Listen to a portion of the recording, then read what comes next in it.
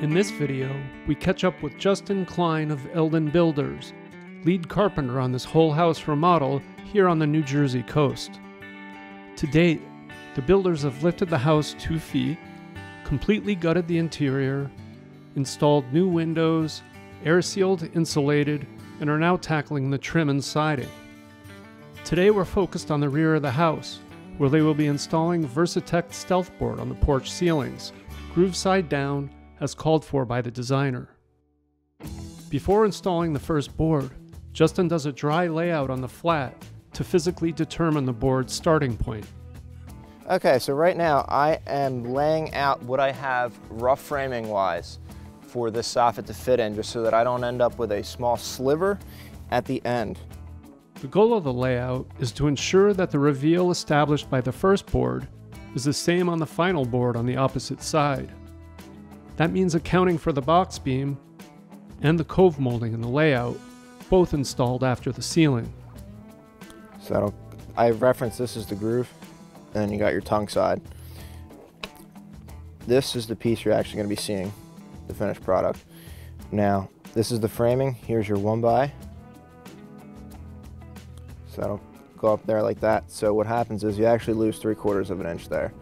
So that's kind of what I'm locating now, and I'm gonna kind of step off my material.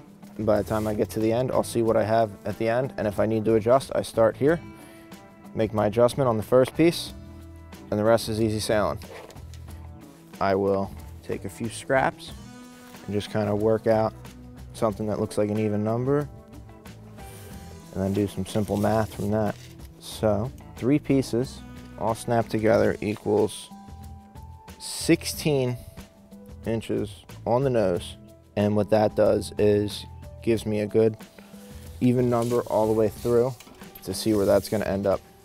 And I just line up that mark with my V groove, which is what I had referenced down there. Snap those in like so, and now I got a really good visual.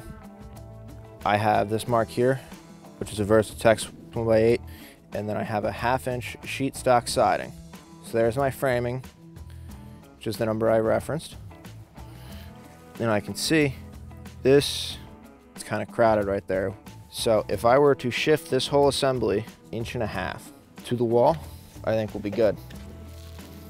Your show on the wall would be probably about 4 inches there. So if I shift everything down 1.5 inches like I did down there, this little space here ends up getting covered by the molding. So you get nearly the whole board as a start, and nearly a whole board as the end. So this is going to be our starter line. I will snap that off of our framing. Our line's going to be 7.5 inches from that beam.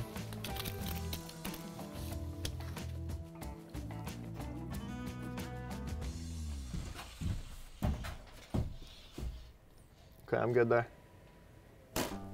Before cutting the stealth boards, they need to locate where the side box beam will terminate to measure for length.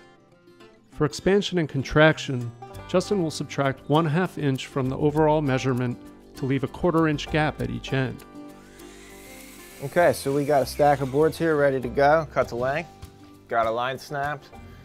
We're gonna hold it up, nail to the line, and snap in that tongue and groove, and away we go. They position the first piece right to the chalk line, with Justin using his carpenter pencil to maintain the 1/4 inch gap. Then they hold the line at every joist and nail it off. We're using a 2 inch long, 15 gauge stainless steel in our coastal environment. With the first board installed, they have a secure, straight guide to quickly line up subsequent boards, ensure edges are tight, and fasten away. We have it so that the heads are just below flush, so they're not really blowing out the soft cellular PVC. All these nail holes get filled, sanded, painted. Here I have the center of the light. It's doing the same thing down there. We'll pull from one point, get 2 numbers for the cut guy. Cruz, so hook the right.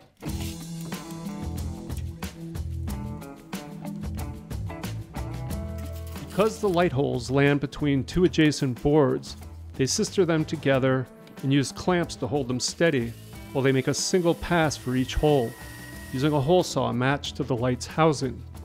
With a little manipulation, the boards snap in place and they move on. We are good. Nail it, baby. So this goes together just like we had it on the table. For electrical boxes and larger holes like speakers, they switch to a jigsaw, working carefully to get clean, accurate cuts so all the fixtures trim out nicely. Then it's just a matter of accuracy and repetition until they reach the house with the final board. This is the moment of truth. This is where the layout should prevail. We'll have a 1/2-inch sheet stock siding, 1x face, and then a molding, eliminating any sort of little piece and any sort of crowding here that's going to throw off your eye aesthetically.